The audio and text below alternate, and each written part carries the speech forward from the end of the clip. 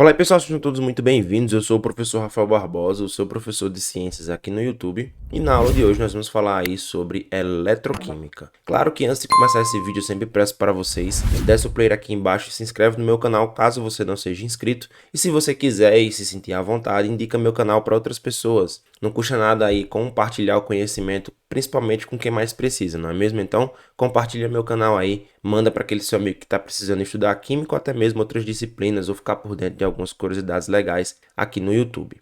Antes de começar essa aula, eu recomendo fortemente que antes dessa aula aqui, você clica aqui nesse card ou desse lado, não sei qual é o lado. Eu vou deixar linkada uma das minhas aulas aqui no YouTube que já está gravadinha, bem bonitinha, editadinha, que são reações de oxirredução, onde lá eu falo um pouco melhor sobre a questão de perca e ganho de elétrons dos processos de oxidação e redução, que são super importantes para que você possa entender aí o ponto de vista da eletroquímica. Então, para você poder entender eletroquímica, é necessário que você estude, né, antes, tenha em mente os conceitos anteriores, onde a gente trata um pouquinho das equações redox. Tudo deixando linkado aqui e lá você pode acompanhar essa aula que está bem completinha aqui no canal, beleza? Então, sem mais delongas, vamos falar de eletroquímica hoje.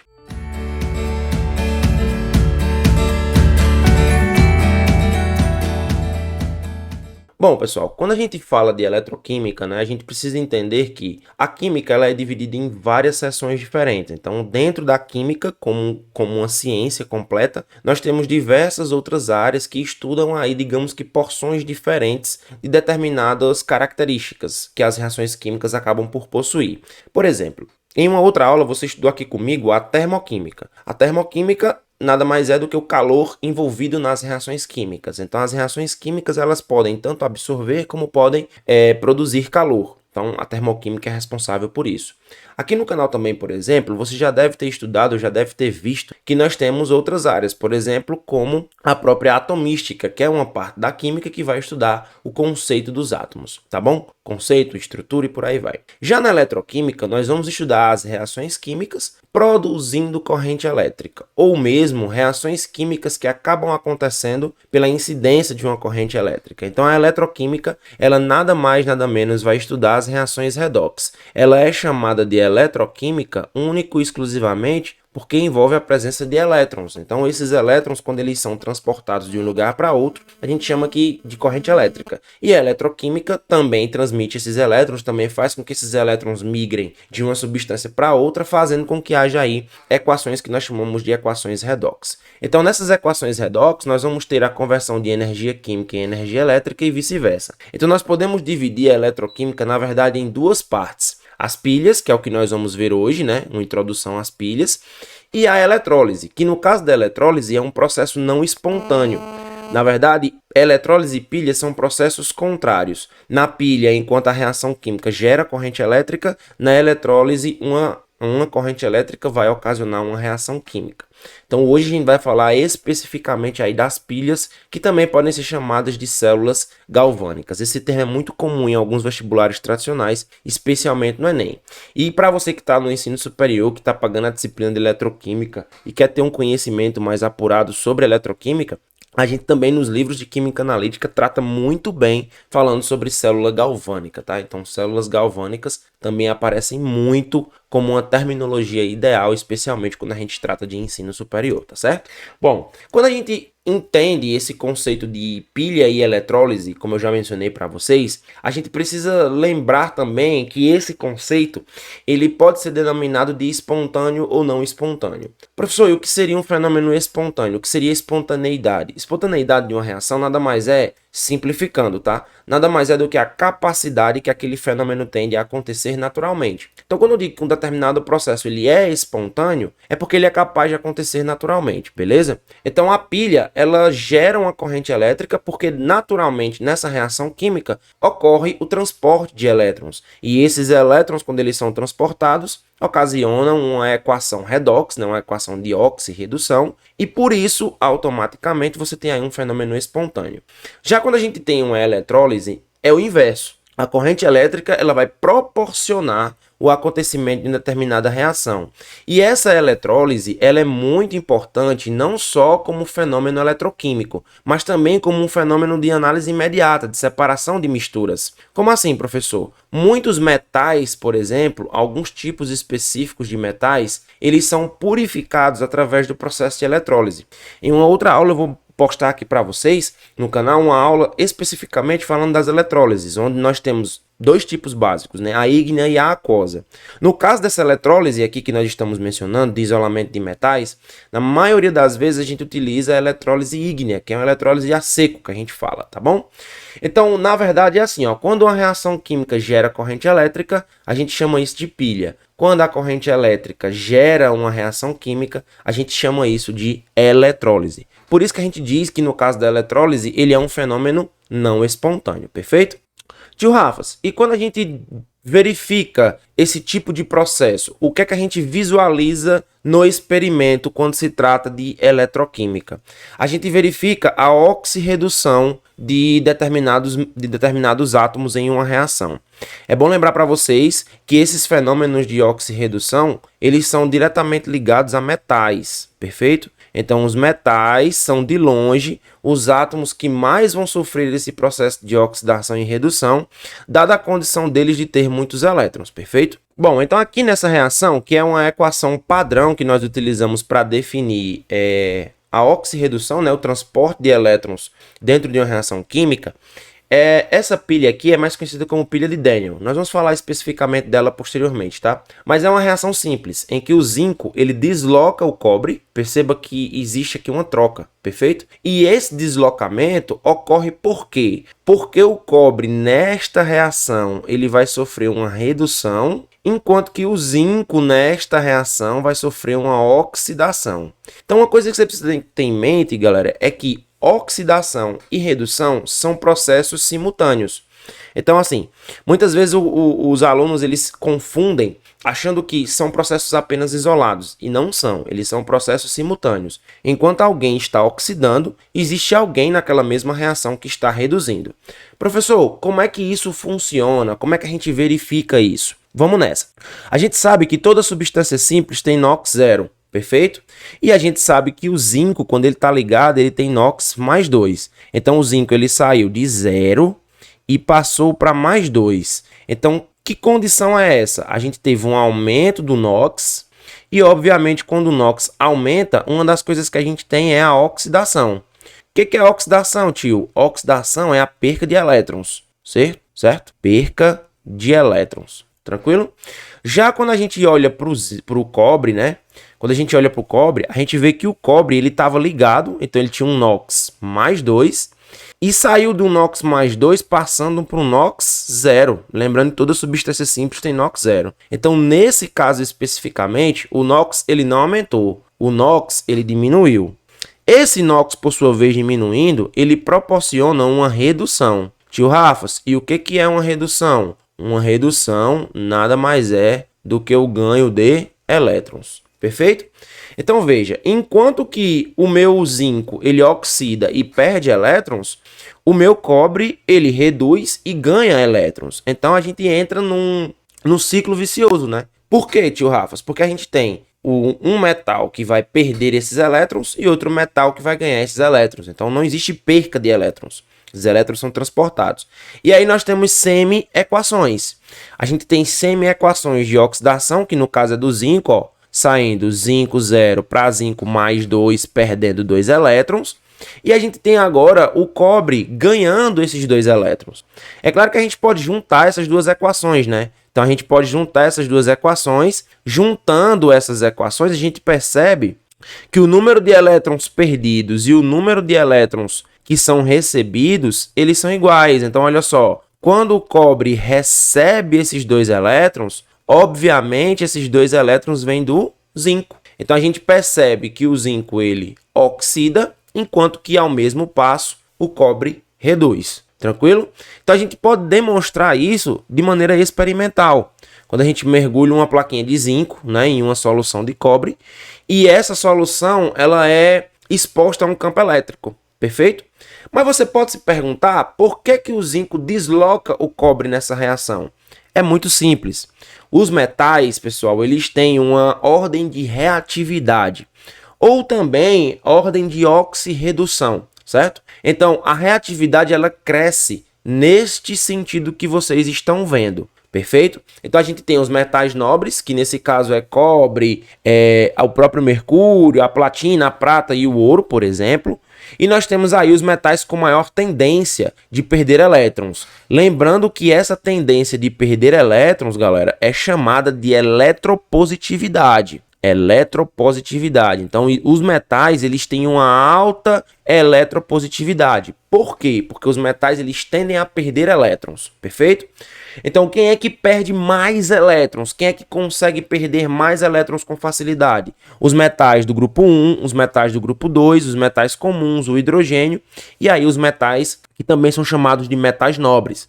Então, justamente pelo fato do zinco ter uma reatividade maior que a do cobre, quando eles são colocados na mesma reação, o zinco é mais reativo. Então, ele vai lá e retira o cobre da solução, fazendo ali uma reação de simples troca, perfeito? Então, nessa tabelinha, o zinco ele é maior que o cobre. Mas você deve se perguntar assim, beleza, tio, eu entendi, mas eu tô lá resolvendo a minha prova da faculdade, tô lá resolvendo a minha prova do vestibular, eu vou ter que decorar essa tabela, é? Não, você não vai precisar decorar essa tabela, tá bom? Quando a gente vai trabalhar com essas equações, especialmente as equações relacionadas à eletroquímica, ele precisa te dar algumas informações que são muito importantes, eu diria que até cruciais para que você consiga resolver aquela questão que nós vamos ver posteriormente, tá bom? Então a gente tem a pilha de Daniel. O que é que a pilha de Daniel mostra pra gente? A pilha de Daniel, ele usa como base aquela reação que eu mostrei para vocês anteriormente, onde a gente tem uma pilha formada de zinco e cobre. Toda pilha, pessoal, eu acredito que todo mundo que está aí assistindo esse vídeo já deve ter visto uma pilha em casa, né? Todo mundo já deve ter visto uma pilha em casa. A pilha é um instrumento polar, ela tem polos, ela tem um polo positivo e ela tem um polo negativo, perfeito? Esse esquema que vocês estão vendo aqui na minha tela nada mais é do que um esquema macro, ou seja, gigante, de como acontece dentro dessa pilha pequenininha, perfeito? Sim, tudo que você está vendo aqui tem dentro dessa pilha pequena, tá bom? E ele tem dois polos. Então tá aqui um polo negativo e tá aqui um polo positivo. Cada um desses polos vai ter características diferentes, certo? E essas características diferentes vão mostrar fisicamente o que acontece em cada um dos eletrodos, tá bom? Então aqui nós temos dois eletrodos, onde a gente tem um eletrodo de zinco e um eletrodo de cobre, tá bom? Já que a pilha é formada de zinco e cobre. Pode ser outros metais, tio Rafas? Pode. Existem diversos outros tipos de pilha, tá bom? Então aqui é uma pilha zinco-cobre, que é uma pilha super simples. É uma pilha muito, digamos assim, uma voltagem muito baixa, mas ela é uma pilha de fácil estudo. E aí, esses polos eles se dividem em dois nomes. O polo negativo, ele é chamado de ânodo, enquanto que o polo positivo, ele é chamado de cátodo. Como eu mencionei para vocês, em cada um desses polos, nós temos características distintas, ou seja, existem fenômenos que acontecem em cada um desses polos. E quais são? Vamos lá. No caso do ânodo, vou separar aqui para vocês, tá? No caso do ânodo, nesse lado aqui, ocorre a oxidação. No caso do ânodo, ocorre a saída dos elétrons. No caso do ânodo também, ocorre corrosão do eletrodo. Corrosão do eletrodo, ou seja, esse eletrodo de zinco aqui, ele vai diminuindo sua massa, perfeito? Vai ocorrendo corrosão do eletrodo e nesse caso é o polo negativo. Por que ele é negativo? Porque os elétrons saem desse polo, perfeito? Já do outro lado, nós temos o cátodo. Vai ocorrer exatamente o que acontece, vai ocorrer exatamente o contrário do que acontece no ânodo, né? Então lá no cátodo, o que vai acontecer aqui é a redução. Ao invés de haver saída dos elétrons, acontece chegada dos elétrons. Chegada dos elétrons. E ao invés de corroer o eletrodo, existe a formação no eletrodo. Beleza? Então o eletrodo ele vai aumentando de tamanho. Isso explica por que do lado positivo da pilha a gente tem essa pontinha aqui, tá vendo? Ó? Essa pontinha é um espaço vazio. Por que ela é vazio no começo, tio Rafas? Porque à medida que o eletrodo positivo, o eletrodo catódico, a semicela catódica, pode ser assim chamada também, ela aumenta de tamanho, ela precisa de um espaço vazio para se expandir. E esse espaço vazio para se expandir é justamente a ponta da pilha. beleza? Então, no começo, quando você compra uma pilha nova, né, que você não está utilizando aquela reação química ali dentro para produzir energia elétrica, esse espaço ele fica vazio e à medida que a reação vai se processando, o cátodo vai se depositando lá para que quando haja a expansão ele tenha um espaço físico para acontecer. Então você agora percebeu o que é que acontece em cada lado da pilha. No lado negativo ocorre oxidação, saída de elétrons e corrosão. Do lado positivo ocorre redução, ocorre chegada de elétrons e formação do eletrodo. Só que você deve ter percebido que ambos os eletrodos eles estão mergulhados em soluções, perfeito? Existe uma característica também que essas soluções elas vão sendo submetidas. Qual é? No caso do ânodo, a solução, pessoal, que se forma é uma solução de sulfato de zinco. E essa solução tem um aumento na sua concentração. Já quando você olha para o cátodo, a solução que está aqui dentro é uma solução de sulfato de cobre. Faz todo sentido, já que o eletrodo é de cobre, né? Só que nesse caso a concentração da solução vai diminuindo. Aí você deve perguntar assim, professor, por que a solução aqui diminui, por que a solução aqui aumenta? E eu te digo, o eletrodo de zinco ele vai perdendo zinco 2+ para o meio. E esse zinco ele precisa se ligar a alguém. Como ele encontra os íons sulfato aqui em solução, ele simplesmente se conecta com esses íons sulfato, formando quem? Sulfato de zinco. Beleza, professor, isso explicou o sulfato de zinco. Mas e do outro lado? Por que a solução de sulfato de cobre diminui de tamanho? Também explico. Nesse caso, galera, a solução de sulfato de cobre diminui de concentração. Por quê? Porque o cobre que estava em solução, ele se dissocia do íon sulfato e vai em direção à placa. Lembra que eu falei que no cátodo, a massa do cátodo, ou seja, o tamanho do eletrodo aumenta? É justamente porque o cobre que está em solução, ele vai migrar para a placa, para o eletrodo, perfeito? Que ele vai aumentando de tamanho. Mas, professor, eu tenho uma dúvida. Como é que esse íon sulfato vem parar aqui, se ele não estava aqui antes, ele estava do outro lado? Explico também. Existe uma estrutura que conecta as duas células, né, galvânicas, ou conecta as duas semicelas, ou conecta os dois lados da pilha, chamada de ponte salina.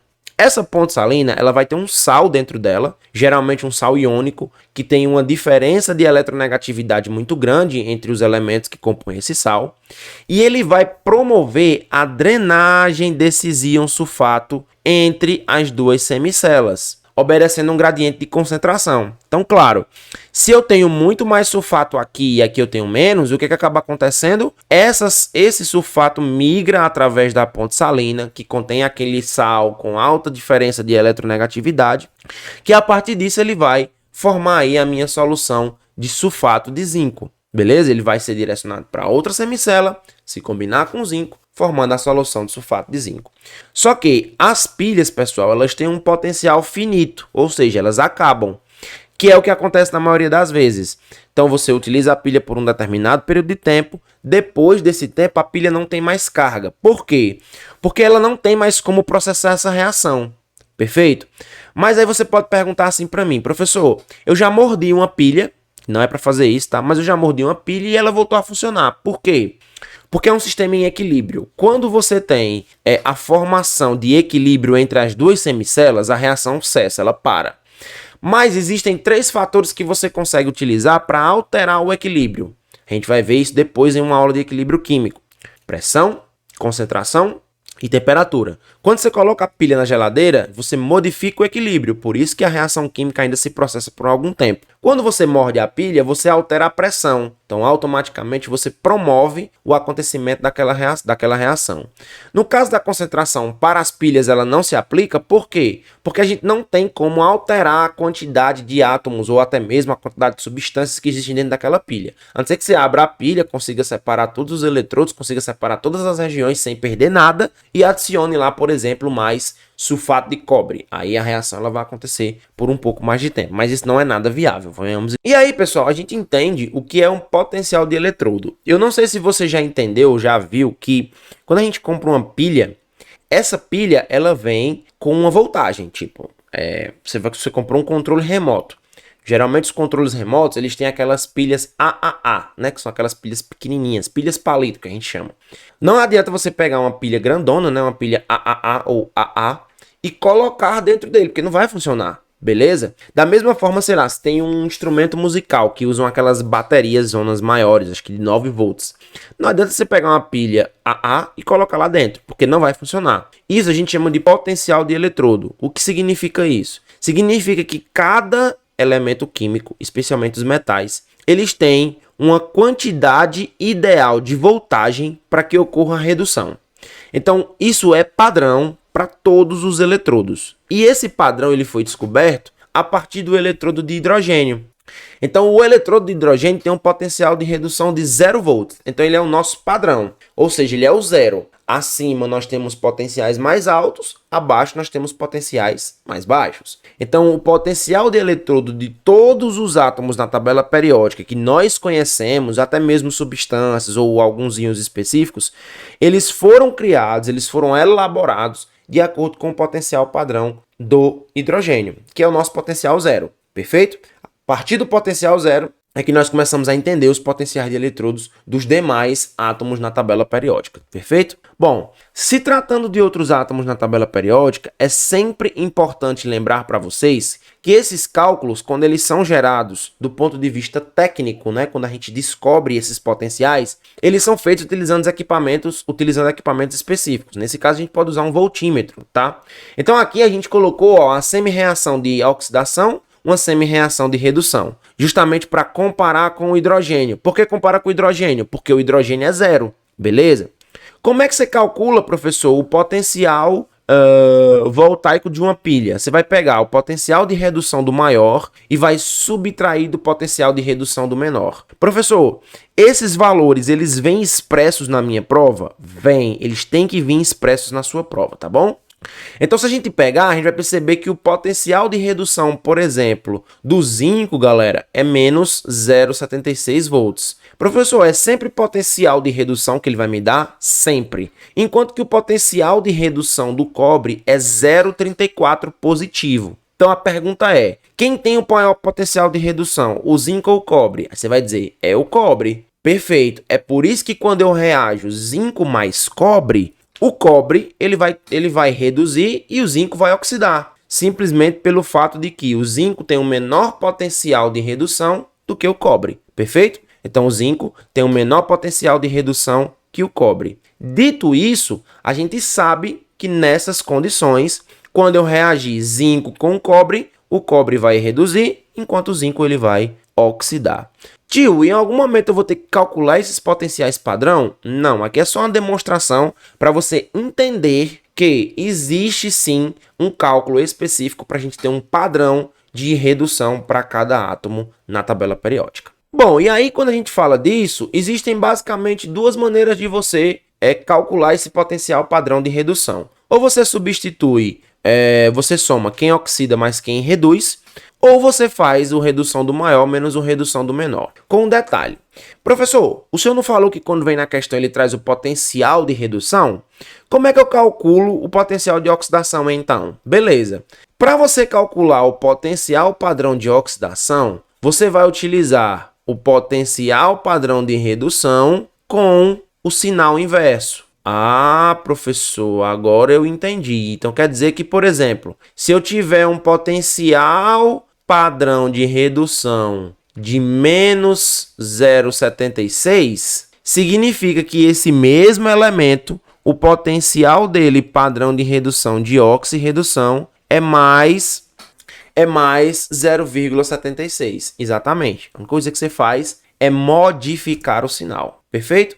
Quais são os fatores, professor, que vão influenciar na DDP, ou seja, na diferença de potencial? A natureza dos metais, a concentração dos íons, a temperatura e a pressão parcial de gases envolvidos, caso haja necessidade de cálculo deles dentro da questão.